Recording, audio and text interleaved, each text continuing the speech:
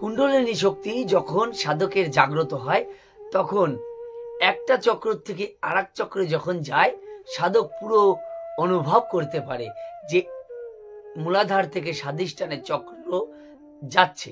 এক একজন সাধক এক এক রকম ভাবে অনুভব করবে। কারোর তীব্র বেগে শক্তি জাগবে, কারোর একটু পেঁচিয়ে পেঁচিয়ে যাবে, কারোর ধীরে ধীরে ধীরে উঠতে থাকবে, কারোর একটু ব্যথা লেগে লেগে শক্তিটা উঠবে। কিন্তু সে সাধক বুঝতে পারবে যে শক্তি জাগরণ ঘটছে। আবার যে কোনো সাধকের এক একটা জায়গায় ব্লকেজ থাকে, ঠিক আছে?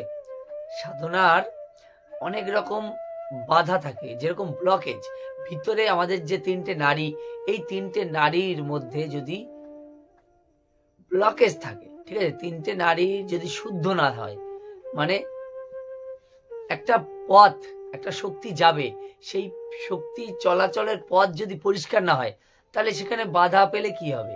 হ্যাঁ, ঠিক সেই রকমই অনেক সময় সাধকের শক্তি ওই জায়গায় গিয়ে ধাক্কা খায়, আর তখনই কি হয়, সাধক কেঁপে কেঁপে ওঠে। আর সাধকের তখন কি হয়, বিরাট পরিমাণে ব্যথা হয় এক একটা জায়গায়। অনেক সাধকেরই মণিপুর চক্রে এসে ব্যথা বেশি অনুভব করে, মনে হয় যেন ফেটে যাবে, হ্যাঁ, এরকম অনুভব করে। তো এক একটা সাধকের এক এক রকম অনুভব।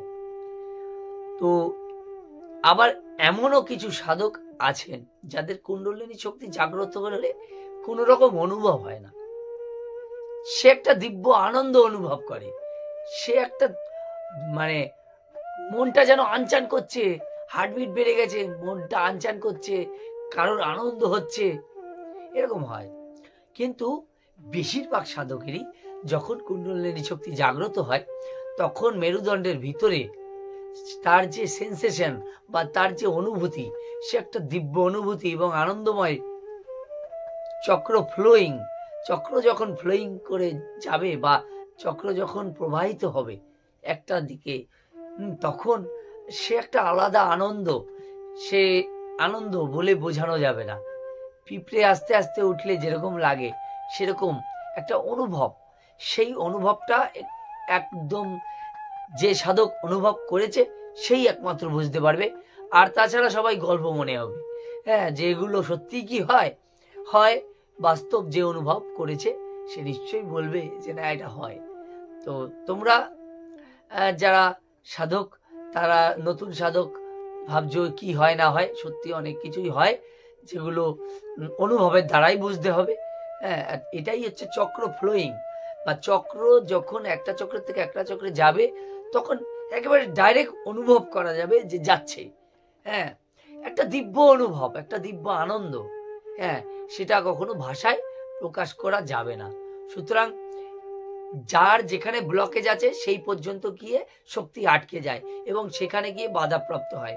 আর সাধক কি হয়, সেই বাধাপ্রাপ্ত হয়, তার সমস্যা হয় শরীরে বিভিন্ন রকম, সে কিন্তু সঠিক লাইনে এগোচ্ছিল কিন্তু সে তখনই সাধনা ছেড়ে দেয়, ব্যাস ওই পর্যন্তই থেকে যায়।